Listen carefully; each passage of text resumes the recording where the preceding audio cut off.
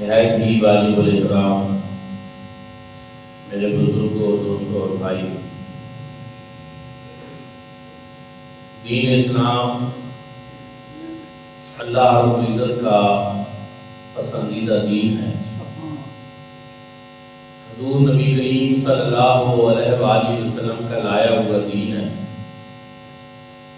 اللہ رب العزت نے جو دین، طریقہ اور شریعت اپنے محبوب کریم صلی اللہ علیہ وآلہ وسلم کے لیے پسند فرمائی، تو اس میں ہم ہرگز یہ تصور بھی نہیں کر سکتے کہ اس میں کسی قسم کی کوئی کمی، کوتاہی یا خامی ہوگی، بلکہ یہ دین ایک کامل اور مکمل دین ہے۔ دوستان ذکر،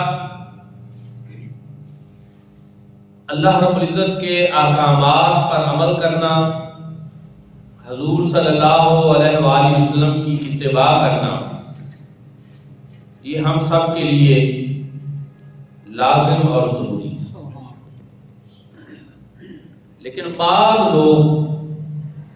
یہ خیال کرتے ہیں اور یہ گمان کرتے ہیں کہ شریعت کے احکامات جو ہیں وہ کسی مصلحت کے بغیر ہوتے ہیں۔ جیسے ایک شخص کسی کو کہے کہ تم یہاں سے اٹھو اور جاؤ، وہ سامنے دیوار کو ہاتھ لگا کر آؤ، وہ جائے اور دیوار کو ہاتھ لگا کر آ جائے۔ اس میں فقط تعمیل ارشاد مقصود ہو کہ میں نے حکم دیا، یہ پورا کرتا ہے کہ نہیں، اور اس میں کوئی نفع نقصان والی بات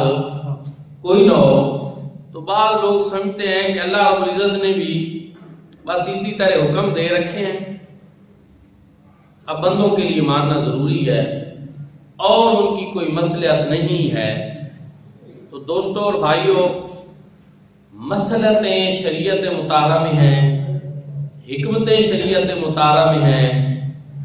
اس میں البتہ یہ ہے کہ ان مصلحتوں کو جاننا، پہچاننا، ان حکمتوں کو تلاش کرنا، یہ ہر ایک کے لیے الگ الگ ہے۔ کوئی وہاں تک پہنچ سکتا ہے،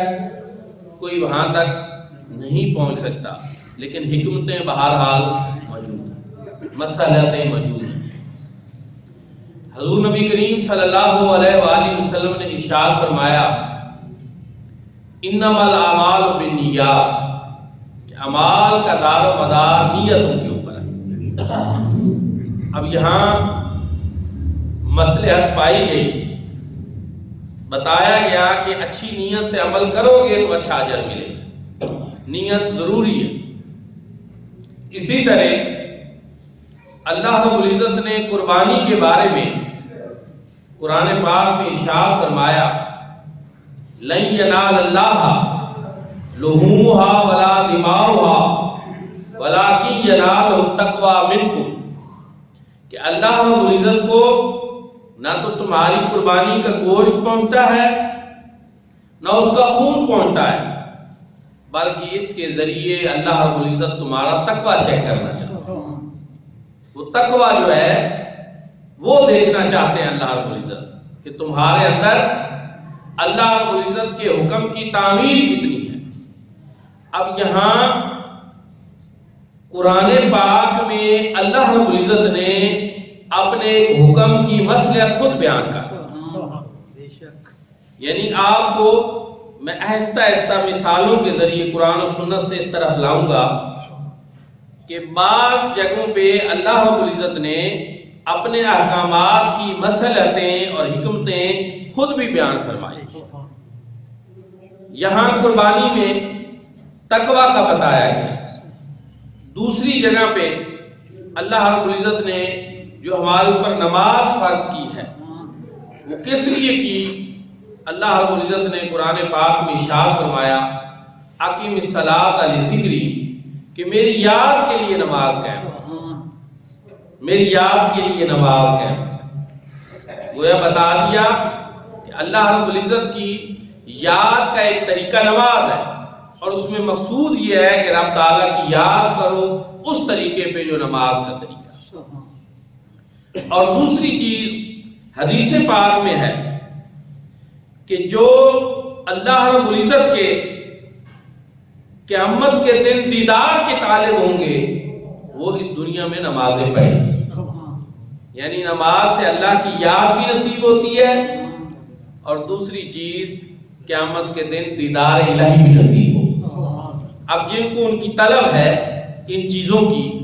کہ رب کی یاد بھی جس کا مقصود ہو، رب کا دیدار بھی جس کا مقصود ہو، اب اس کے لیے یہ ہوگا کہ وہ آ کر نماز پڑھے. تیسری چیز اسی طرح اگر آپ حج کو دیکھیں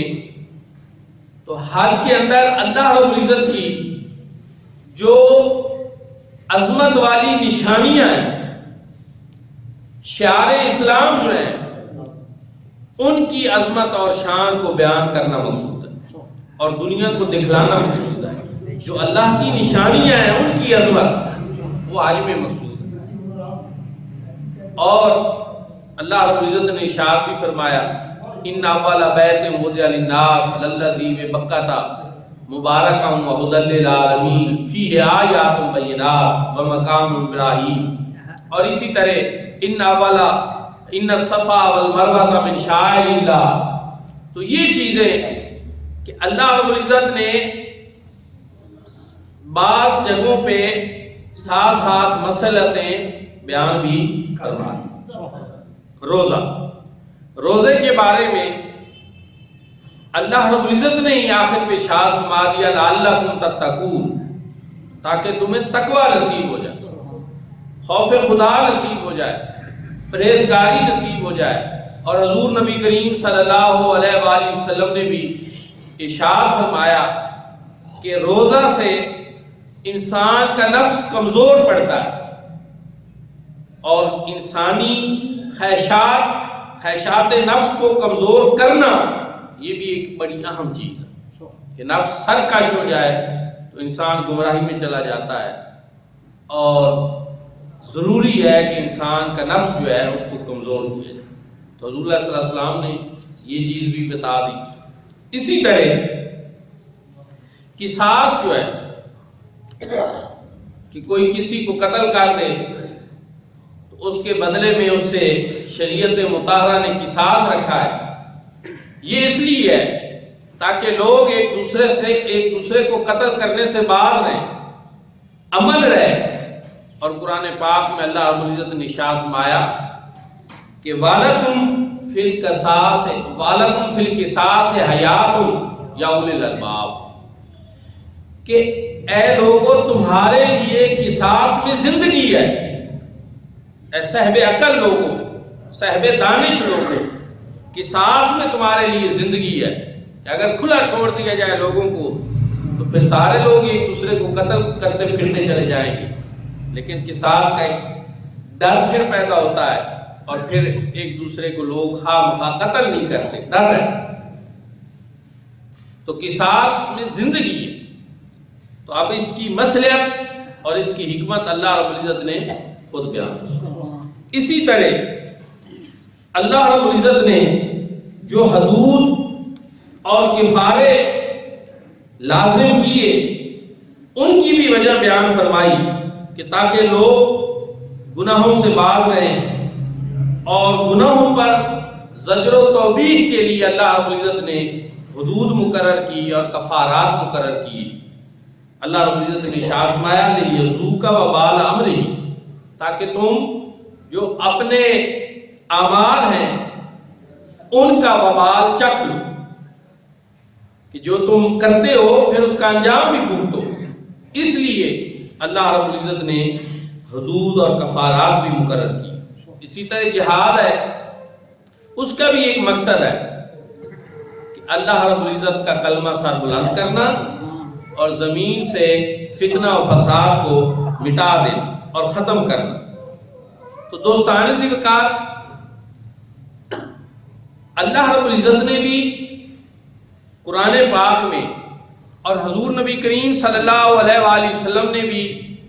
اپنے ارشادات میں بہت ساری جگہوں پہ شریعت مطہرہ کی یہ حکمتیں، یہ مسئلتیں بیان فرمائیں، صحابہ کرام رضوان اللہ تعالیٰ علیہ مجمعین نے بھی بیان فرمائی، تابعین نے بھی بیان فرمائی، تبع تابعین نے بھی، اور ہر دور میں بیان ہوتی رہی۔ اس حوالے سے حضرت شاہ ولی اللہ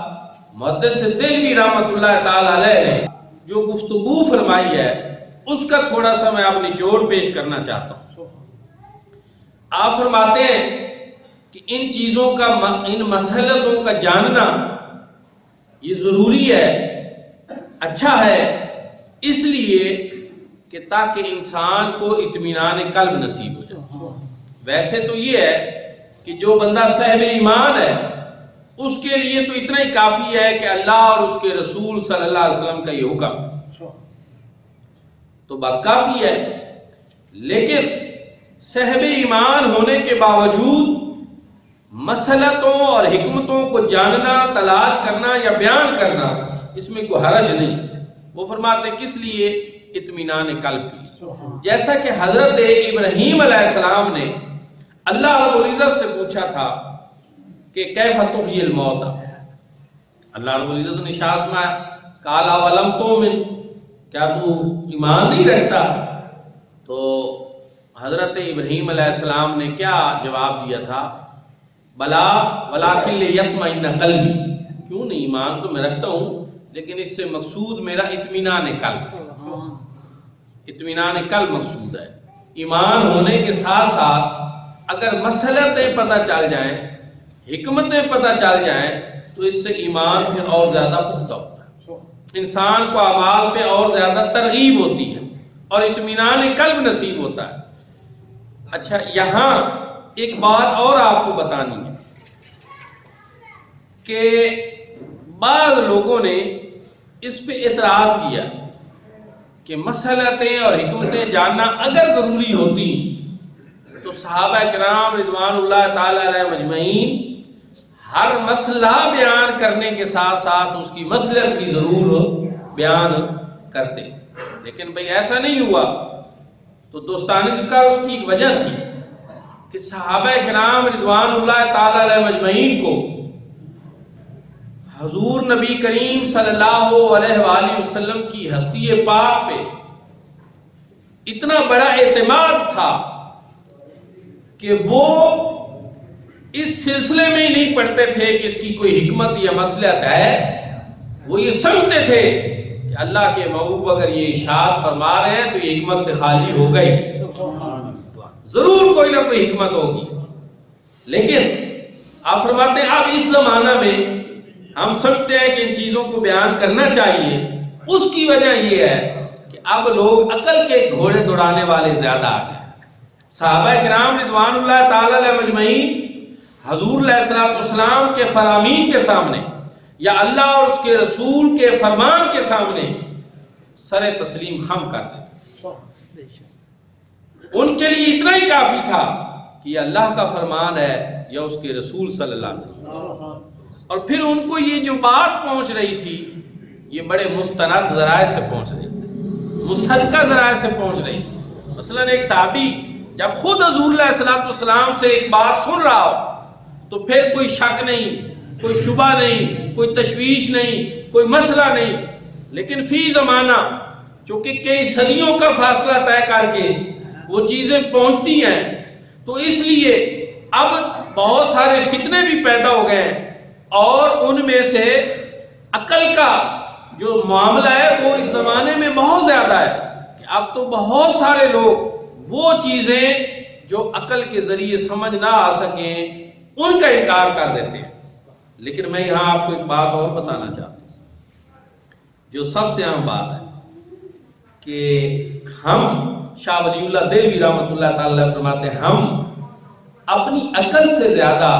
حضور نبی کریم صلی اللہ علیہ وسلم کے فرامین کو معتبر جانتے ہیں۔ ہم اپنی عقلوں کا مقابلہ حضور علیہ السلام کے فرامین سے نہیں کراتے، کیونکہ ہماری عقل ہے ہی کتنی، یا تو یہ طے ہوتا کہ ہر انسان کی عقل اس قابل ہے کہ وہ ہر بات کو جان سکتی ہے تو پھر ہم بھی جان لیتے، لیکن جب عقلوں میں فرق ہے،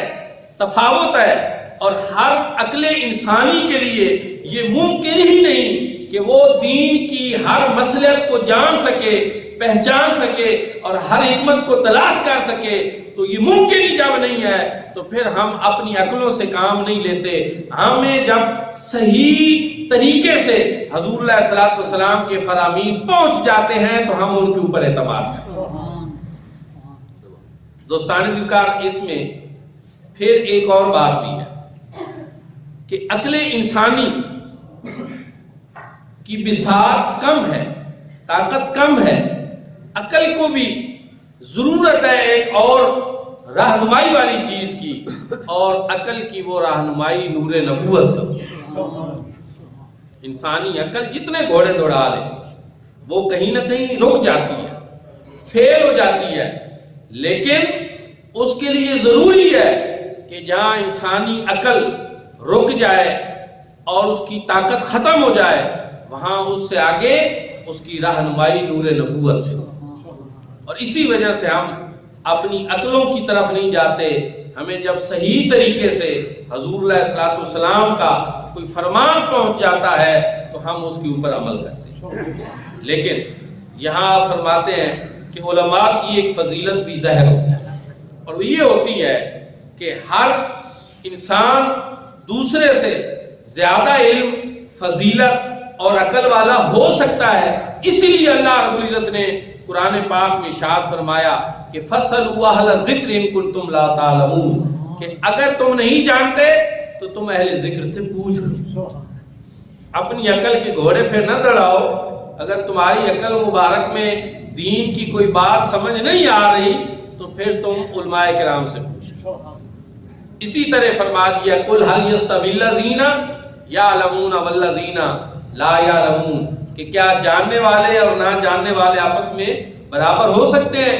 تو یہ نہیں ہو سکتے۔ تو دوستان ذکر، یہاں سے علماء کی طرف رجوع کرنے کا بھی پتہ چلتا ہے کہ اگر دین کے معاملات میں آپ کو شریعت مطہرہ کا کوئی مسئلہ پتہ چلتا ہے لیکن آپ کو اس کی ظاہری وجہ، اس کی فلسفی، اس کا کاز، اس کے مقاصد وہ سمجھ نہیں آ رہے، تو پھر آپ اس کو یکسر مسترد نہ کریں بلکہ اس کے لیے علماء حقہ کی طرف رجوع کریں۔ اور پھر یہاں شاہ ولی اللہ مدثر دہلوی رحمۃ اللہ تعالی علیہ نے حجت اللہ البالغہ میں ایک بڑی خوبصورت بات کی۔ انہوں نے کہا ہمارے سنت والجماعت ہیں کون؟ ہم وہ ہیں کہ جب اس طرح کے فتنے پیدا ہوئے اور لوگوں نے عقل کے لحاظ سے دین کو رد کرنا اور قبول کرنا شروع کیا، تو ہم وہ ہیں جنہوں نے پھر اس موقع پر اپنے اسلاف کے اوپر بھروسہ کیا، اپنے بزرگوں کے اوپر اعتماد کیا، اور یہ اللہ کے اوپر، علماء حقہ کے اوپر اعتماد کیا، اور پھر اس کے نتیجے میں ساتھ ساتھ علماء کوشش بھی کرتے رہے، سلسلے جاری بھی رہے، یہاں تک کہ وہ مسائل جن کے اوپر اہل عقل لوگوں نے اعتراضات کیے تھے ان کے ساتھ ساتھ جوابات بھی دے دیے گئے۔ یعنی اب کوئی اہل عقل کا ایسا مسئلہ نہیں ہے کہ جس کا کوئی جواب موجود نہ ہو، جوابات موجود ہیں، صدیوں سے تحقیقات ہو چکی ہیں، لٹریچر موجود ہے، لیکن بعض دفعہ ایسے ہوتا ہے کہ ہر بندے کے لیے اب یہ لازمی اور ضروری نہیں کہ وہ ہر دینی مسئلے کا جو دلائل ہیں ان کو یاد کر کے رکھے، یہ ممکن نہیں۔ تو انہوں نے کہا ہمارا پھر اہل سنت کا طریقہ یہی ہے کہ ہم سمجھتے ہیں کہ اگر ایک چیز اللہ اور اس کے رسول صلی اللہ علیہ وسلم کی طرف سے آ رہی ہے تو ہم اس کو جھٹلانے کی طرف نہیں جاتے، ہم اس کو قبول کرتے ہیں، ساتھ یہ دیکھتے ہیں کہ یہ جن بزرگوں، جن اسلاف سے آ رہی ہے ان کے علم کو دیکھتے ہیں، ان کے تقویٰ کو دیکھتے ہیں، ان کی شخصیت کے اوپر پھر ہم پورا اعتماد کرتے ہیں، جس طرح کے صحابہ کرام رضوان اللہ تعالی علیہ مجمعین کا بھی طریقہ تھا کہ وہ دین کی ہر بات کی تہ تک پہنچنے کی بجائے اس بات کو ترجیح دیتے تھے کہ یہ فرمان ہمیں حضور نبی کریم صلی اللہ علیہ وسلم حضور نے ایسا فرمایا۔ تو صحابہ کرام نے اس معاملے میں بہت زیادہ تحقیق میں جانے کی ضرورت نہیں محسوس کی کہ ہر چیز کی علت کو جانا جائے، اس کی فلسفی کو جانا جائے، بعض چیزوں کی انہوں نے بیان بھی کر دی، بعض کی کوشش بھی کی، لیکن اس لیے کہ ان کے پاس وہ ہستی پاک موجود تھیں جن سے ان کو دین مل رہا تھا، کہ جن کی رہنمائی براہ راست اللہ رب العزت فرماتا۔ قرآن پاک کا نزول ہو رہا تھا، انہوں نے بھی اسی طرح حضور نبی کریم صلی اللہ علیہ وآلہ وسلم کے اوپر کامل اعتماد اور بھروسہ کیا۔ تو دوستان عزیز وقار، اس لیے ضرورت اسی امر کی ہے کہ ہم دین کی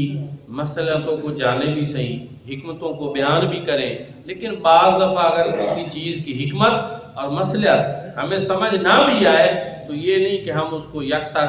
رد کر دیں، بلکہ ہم پھر بھی اس کا ذریعہ دیکھ لیں کہ اگر وہ صحیح طریقے سے ہمارے طرف دین کی بات پہنچ رہی ہے تو پھر ہم اس پر عمل پیرا ہو جائیں۔ دعا ہے کہ اللہ پاک ہم سب کو شریعت مطہرہ پر عمل کرنے کی توفیق عطا فرمائے۔ آخر دعوانا